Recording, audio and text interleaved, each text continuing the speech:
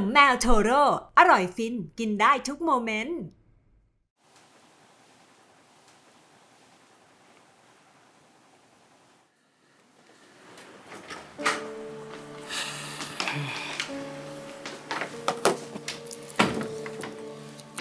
เอ้าทำไมวันนี้กลับมาเร็วได้อะแปลกจังมึงอย่าหาเรื่องกูได้ปะเด็กกูถามปกตินะเวิร์นทำไมอะในสายตามึงกูดูเป็นคนงี่เง่าแล้วเหรอ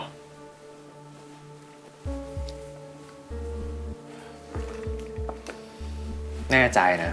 ว่ามึงไม่ได้หาเรื่องโอเคคุยกันดี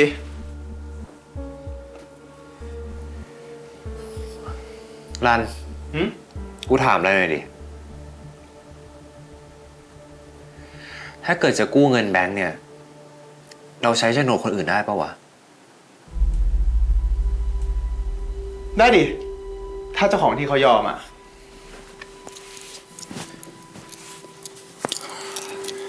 ทำไมอะคนนั้นเขาฝากมาถามเหรอวันนี้เขาโฉนดมายื่นที่แบงก์กูแล้วที่จริงมันก็มีตั้งหลายแบงก์นะแต่เสือกมาเลือกแบงก์กูแล้วมึงคิดว่าเขาจะกู้ผ่านปะแล้วมึงว่ากูจะให้ผ่านปะล่ะนี่คือพูดจาดีๆของมึงเหรอวะแล้วกูพูดไม่ดีตรงไหนกูแยกแยะได้นะเรื่องไหนเรื่องงานเรื่องไหนเรื่องส่วนตัวถึงเขาจะกู้ไม่ผ่านเนี่ยกูก็ชอบเขาอยู่ดีแหละ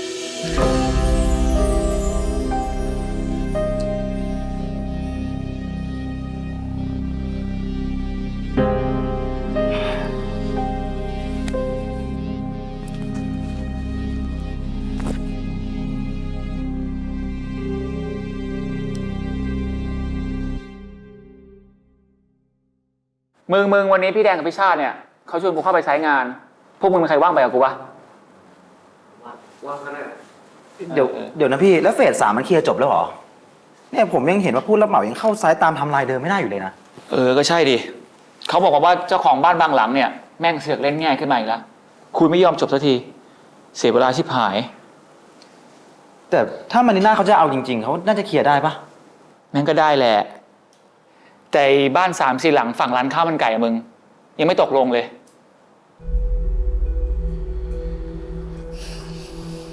พี่แล้วถ้าเกิดไม่ได้อะไม่ดีเลยโครงการไปก่อนนะกูว่ามึงขึ้นโครงการไปเลยไม่ต้องรอหรอกยังไงเนี่ยเดี๋ยวพวกบิ๊กเขาก็จัดการเองแหละนี่แม่งประเทศไทยนะเว้ยปลาเล็กแม่งจะไปสู้ปลาใหญ่ได้ไงวะลุยเตรียมตัวนะมึงไปใช้งาน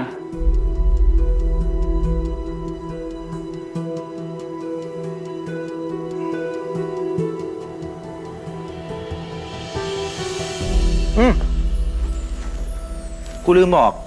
วันก่อนนะนันมาถามกูเรื่องลูกที่มึงลงสตอรี่อะว่าใคร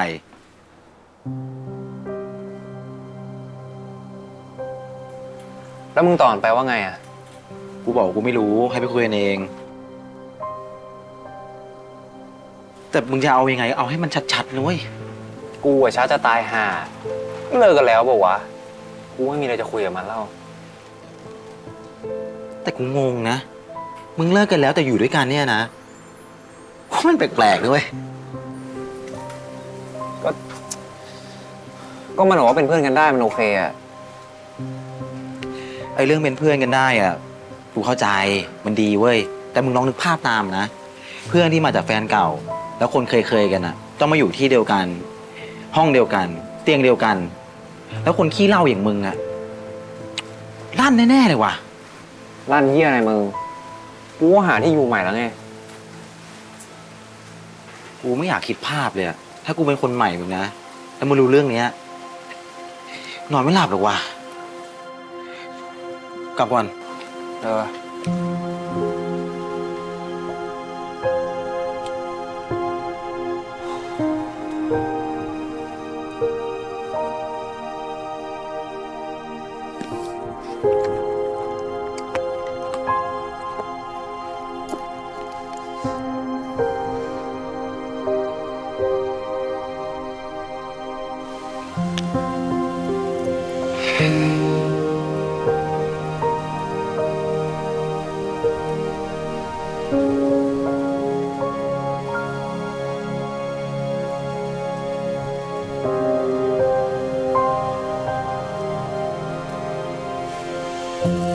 ครับ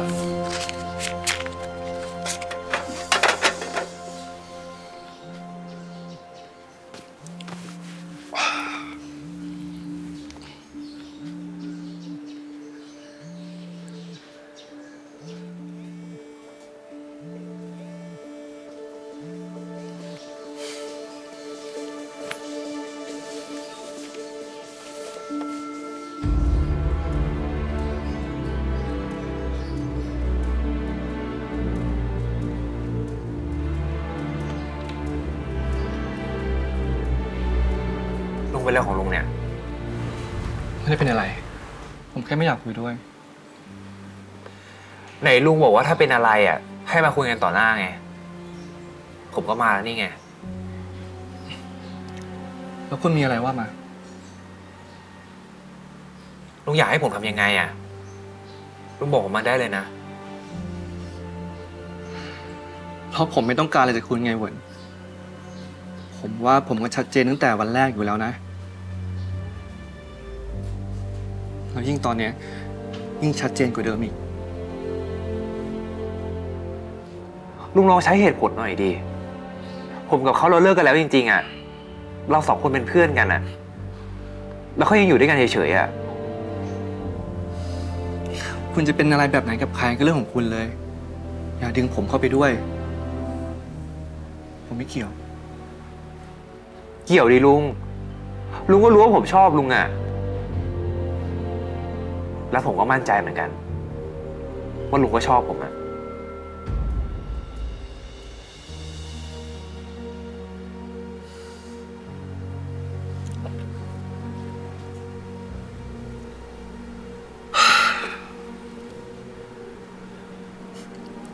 หวน คุณจำได้ไหมว่าผมเคยถามคำถามคุณ ว่ามันจะไม่มีปัญหาอะไรใช่ไหม ตอนนี้อะไร ผมโตแล้วนะคุณ ผมไม่ชอบอะไรที่มันซับซ้อนแบบนี้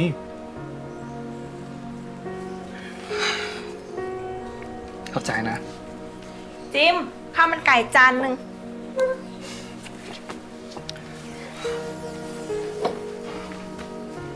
ได้ครับเจ้วันนี้เหมือนเดิมนะครับ เหมือนเดิมครับ โอเคครับ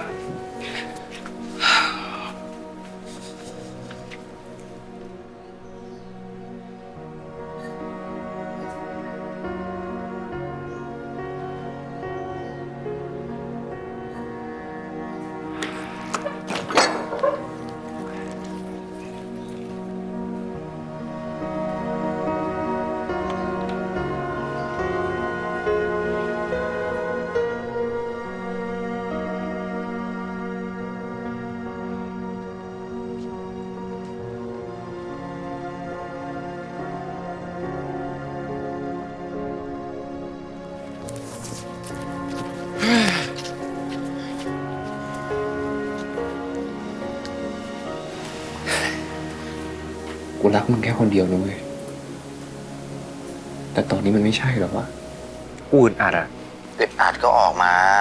จะทำอะไรก็เอาสักอย่าง มึงอยู่ด้วยกันแบบนี้มันเหมือนให้ความหวังเว้ย มันไม่จบหรอก ผมเคยถามคำถามคุณ ว่ามันจะไม่มีปัญหาอะไรใช่ไหม ทิ้งกู แล้วมาเอาพ่อค้าร้านข้าวมันไก่เนี่ยนะ เฮ้ย คุณ มึงไม่ต้องเสือกหรอวะ เฮ้ยมึงใจเย็นก่อนดิวะ ตอนนี้อะไร ผมโตแล้วนะคุณ ผมไม่ชอบอะไรที่มันซับซ้อนแบบนี้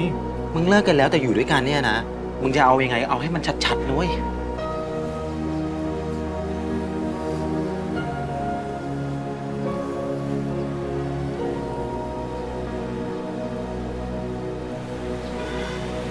ฮัลโหลลัน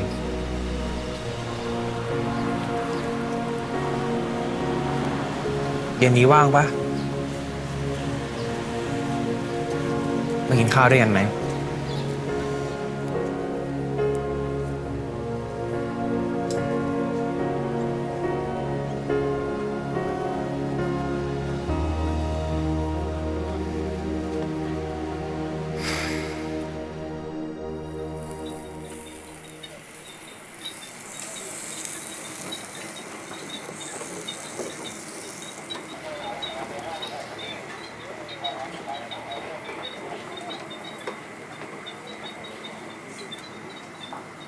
มึงรู้ปะกูเริ่มกินเนื้อตอนที่กูเริ่มคบกับมึงเอง รู้ดิ ตอนนั้นที่กูเห็นมึงกินเนื้อคำแรกอ่ะ กูเห็นหน้ามึงกูก็รู้แล้ว มึงไม่เคยกิน มันเดทแรกอ่ะ มึงพาไปกินเนื้อนอกด้วยก็เลยกินเอาใจหน่อย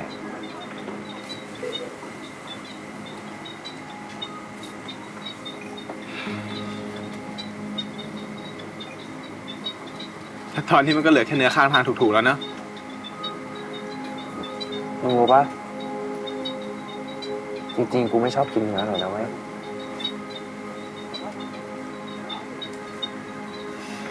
มึงก็ไม่ต้องกินก็ได้เว้ย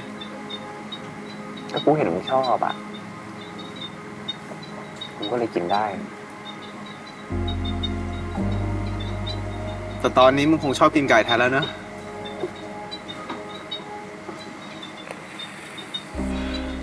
เมื่อก่อนมึงไม่ได้ขี้ประชดแบบนี้นะเว้ย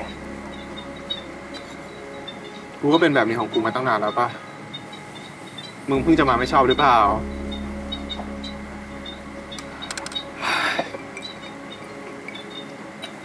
กูบอกไอ้กล้องแล้วนะเว้ยว่ามึงกับกูเลิกกันแล้ว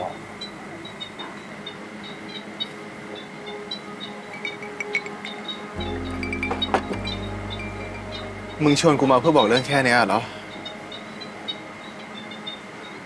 แล้ว4-5 เดือนที่ผ่านมา มึงให้ความหวังกูทำไมวะ กูผิดเองอ่ะอารัน ลึกๆแล้วอ่ะ กูก็หวังนะเว้ยให้มันดีขึ้นเลย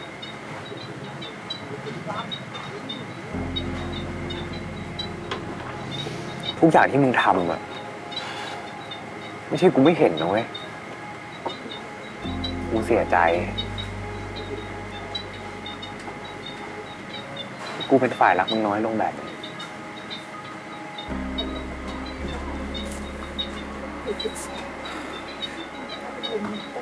แต่กูโกหกตัวเองไม่ไหวแล้วอะ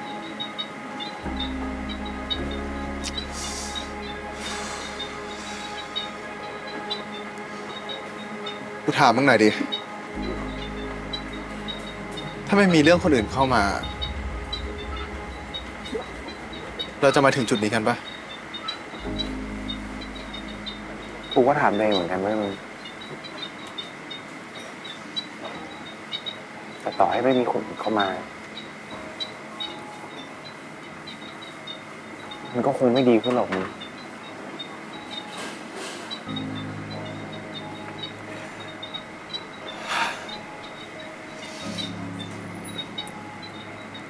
กูว่า กูอยากทำเรื่องนี้ให้มันชัดเจนสักทีนึงอะ เพื่ออะไรวะ เพื่อที่มึงจะได้รู้สึกว่าตัวเองไม่เฮี้ยเหรอ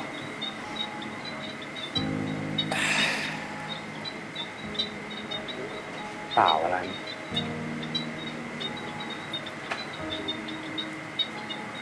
ไม่ได้กูจะได้ปล่อยมันไปสักทีนึงอะ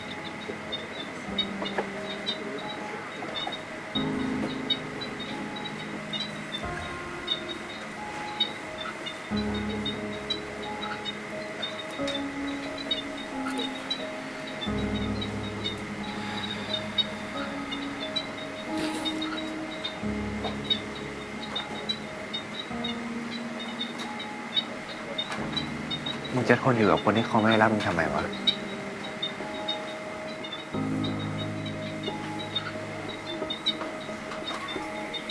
ก็นะครับ เดี๋ยวขอเติมฐานให้นะครับ ไม่ต้องแล้วครับ ไม่ต้องเลย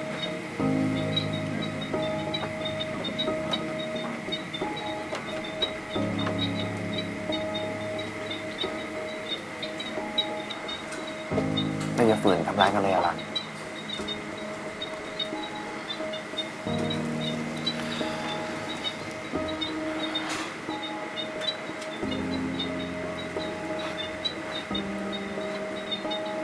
เป็นเพื่อนกันจริงๆสักทีนะมึง ม